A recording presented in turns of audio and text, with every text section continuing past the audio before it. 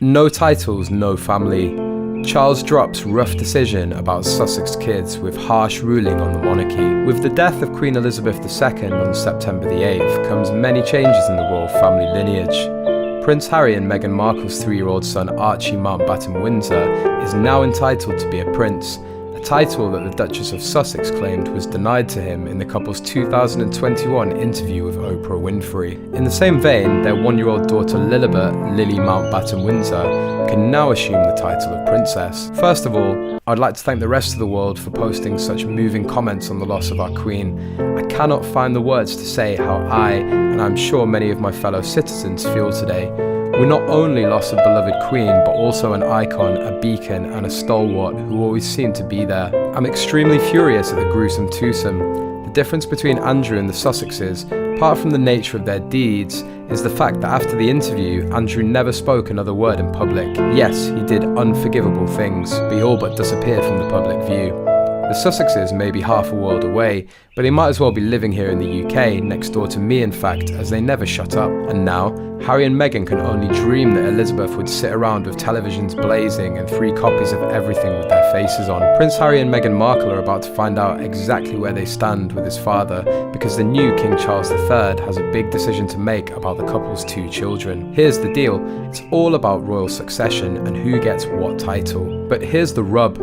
Buckingham Palace has made it clear it wants to reduce the number of so-called key royals. One way that could happen is if King Charles issues an amendment known as a letters patent, which would effectively revoke Archie and Lilibet's titles. Imagine how that would sit with Meghan and Harry, especially since they've been estranged from Harry's dad ever since their big Oprah interview. Remember, that's when Meghan suggested the real reason her kids wouldn't get royal titles is because someone in the family was concerned they might be too dark-skinned. She and Harry never named that person, but the wide speculation is it was Charles. This desire to cut down on the royal family's central players is one of the reasons or excuses, depending on your perspective, Palace gave for limiting family members on the balcony with QE2 earlier this year during the Jubilee. Of course, Harry and Meghan were conspicuously among the royals sent to alternate viewing areas. So whichever way King Charles opts to handle his grandbaby's titles, it'll say a lot about whether there's going to be a royal reconciliation for Meghan, Harry and his family. The Duchess of Sussex previously claimed that her son was denied the title of prince during an explosive interview with Oprah Winfrey,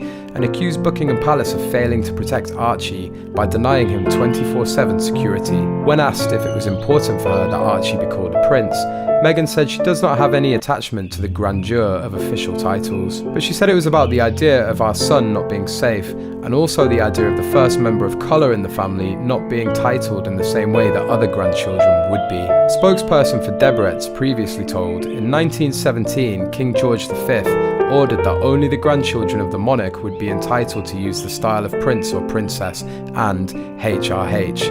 The only exception to this order was that the eldest son of the Prince of Wales would also be entitled to use the style HRH and Prince. This means that only Prince George, as a great-grandson of the monarch down the direct line of succession to the throne, was originally entitled to be a prince.